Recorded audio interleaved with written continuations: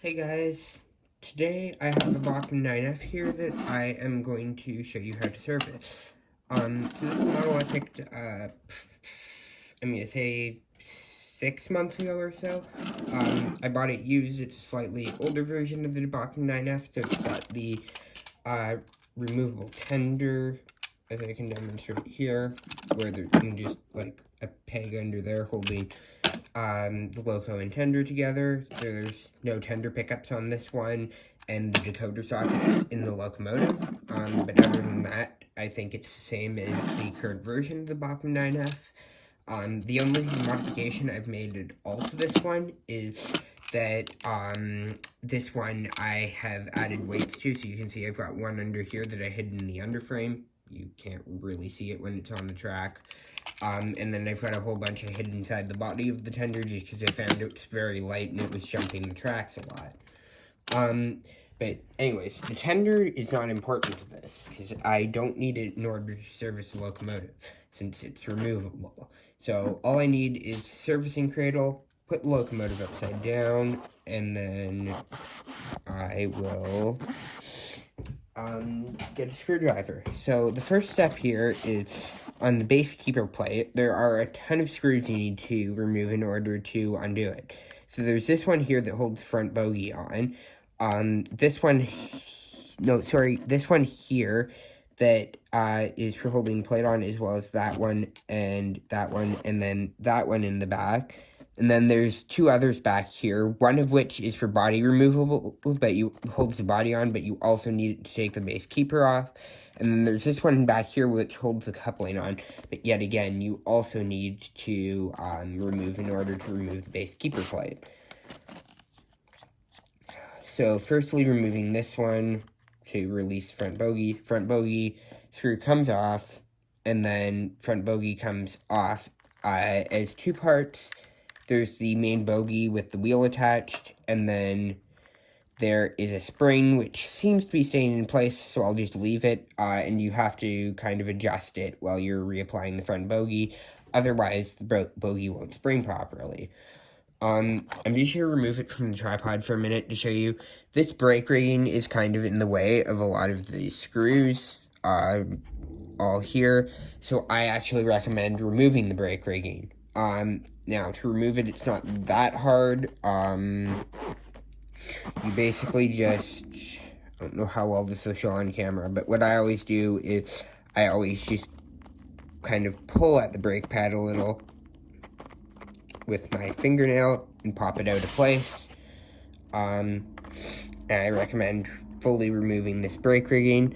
The brake rigging is annoyingly in two separate sections, so it actually looks like this front part doesn't need to come off. It's just the rear brake rigging that needs to be removed, so make what you will out of that. I guess it makes your life a little bit easier, but it's kind of an odd design unless this was a feature of the real 9Fs. Alright, so brake rigging is off. Now I will undo the screw. Alright, so I have all the screws removed from the bottom. So now just simply pull the base keeper plate up. The back screw holding the drawbar in, which just popped out of place right now. So that's something to be mindful of. This drawbar here will come out of place when you remove the base keeper plate. There's this hole in the back here that's the largest hole, which is what holds it in place, and it is the rearmost screw that holds it, so you need to get that in before screwing that bit in place. The base keeper plate is connected with wires since it's a slightly older model, so just be mindful of that, and you can sort of pivot it out of the way so you can service the axles. Now, this locomotive here does not have proper bearings, similar to most other Bachmann locomotives of the time. This one also does not have, it has square slots cut into the chassis that the wheels sit into. I don't think this design's as bad as some people say, but it definitely does require a little bit more maintenance than some designs. And I think given that this is a very heavy 210-0, I don't really know that this is the best design. So it's very important with this locomotive that you keep it serviced very well. And sure enough here, I don't have very much oil on the axles. So, what I'm going to do is, if I can find it, grab my oil here. This is some sewing machine oil that I bought off Amazon. You can get proper oil for model railways. I don't find it works any better than this. In some cases, I've had Bachmann Easy Lube, I think it was, and I actually find the sewing machine oil works better than that, and it's far cheaper, like, you know, probably a third of the price. So that's why I use this. It doesn't have like a proper dropper on it that I can figure out, which is weird considering the shape of the cap. So I just have this little pipette here that I squeeze a bit of oil out of and drop it onto the axles. One other thing you should do too is oil the gears, especially considering that for some reason on this model, two of the axles are driven, which is a very odd design, and also it's the middle axles, even though there's a big gap under the boiler, rather than drive the rear set where the firebox is. Try to figure that one out. Doesn't make sense to me either. Right, I've got plenty of oil in this now, which should hopefully be enough. So now I will screw the base keeper plate back on. Just as a quick tip, as soon as you get the base keeper plate back in place, the first thing I would recommend doing is putting this end here with the larger hole of the drawbar back in place. Line it up with the screw hole without the base keeper on, and then try to get the rest of it back in place, and then screw the drawbar back in place as soon as you possibly can. It'll probably clunk around a little first, but it'll eventually get there. That way you just don't end up forgetting to put the drawbar on when you are putting it back together, as I often do.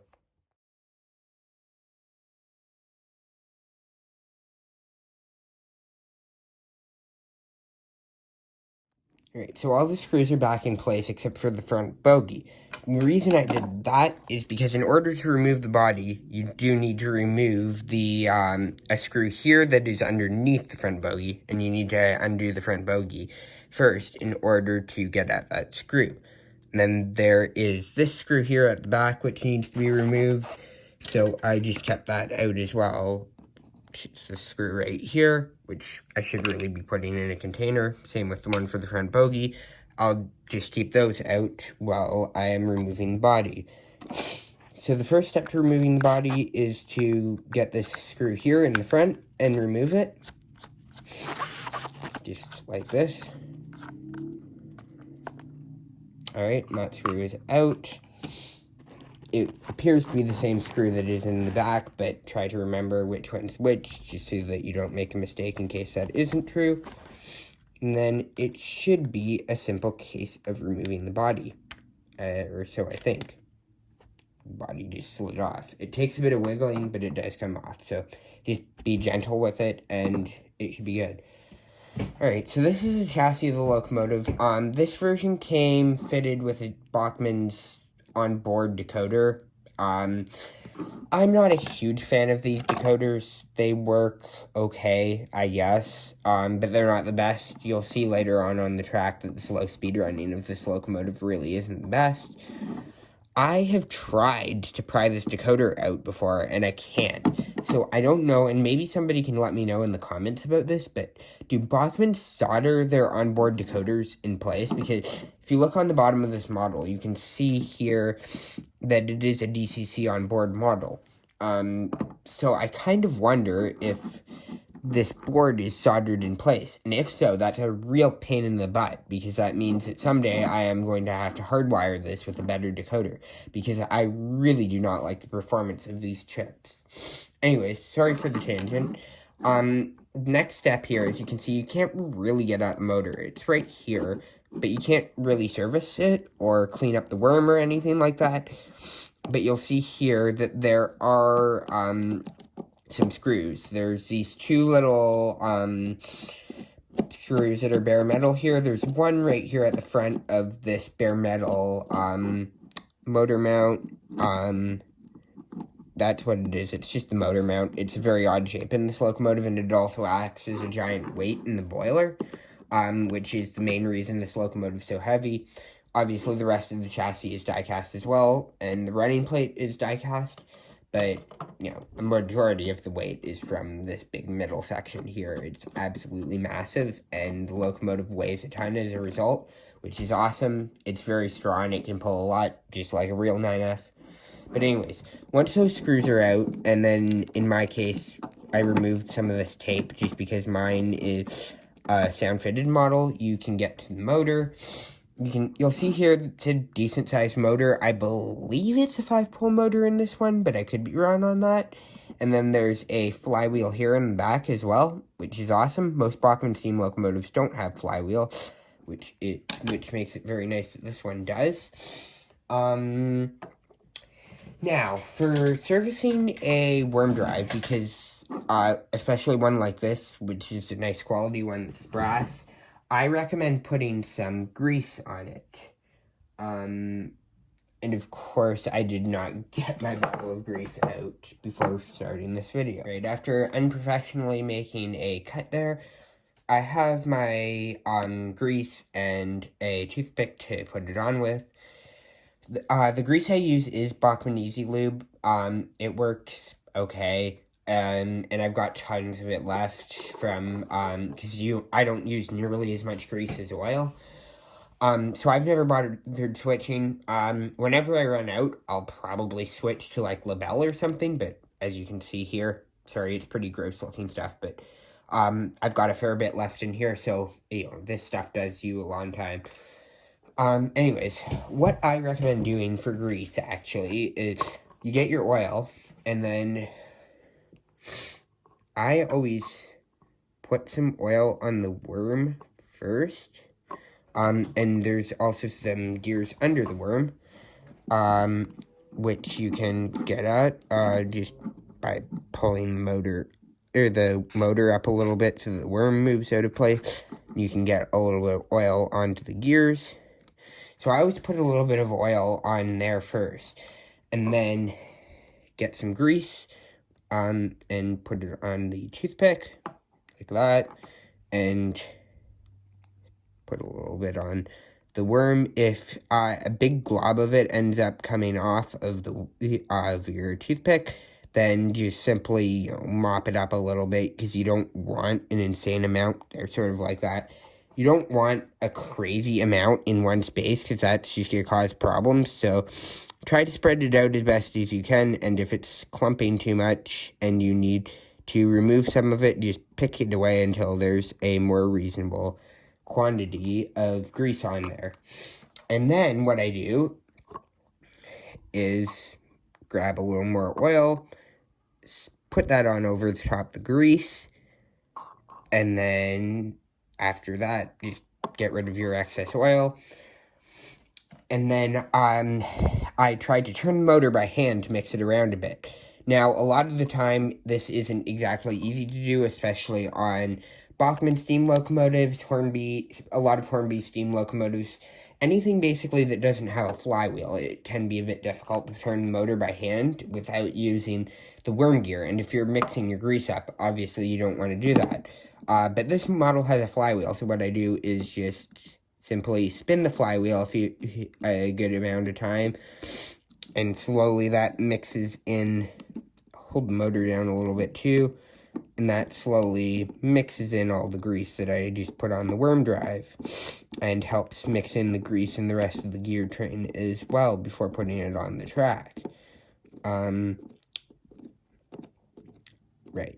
so that's done there. And then just screw the locomotive back together. So I will do a time lapse.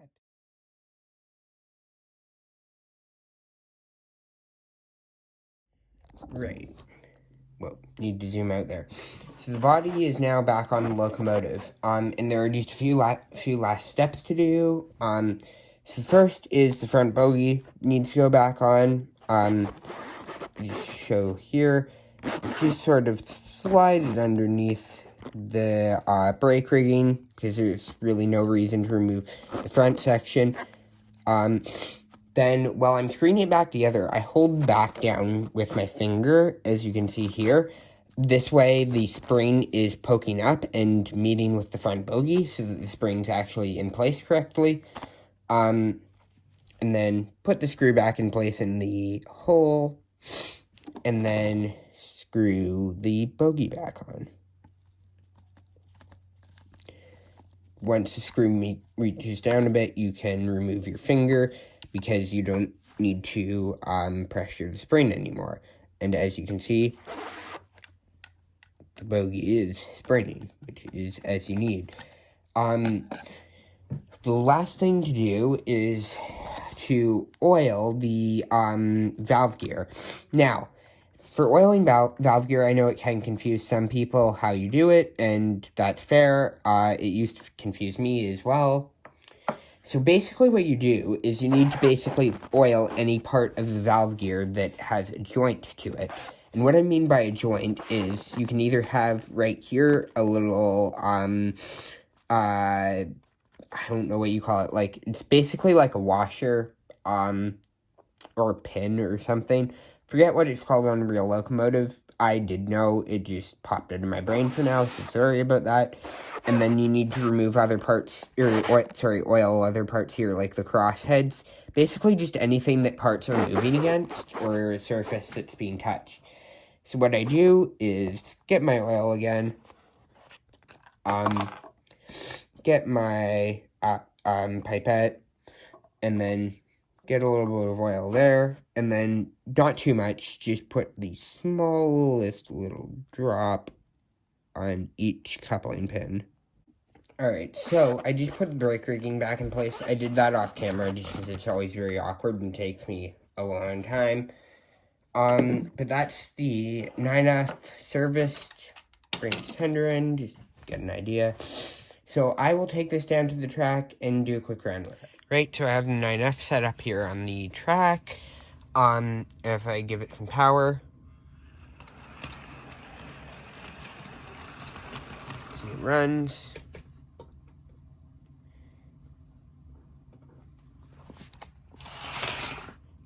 And it needs me to drag it because of how terrible the Bachmann onboard decoders are. But you get the idea.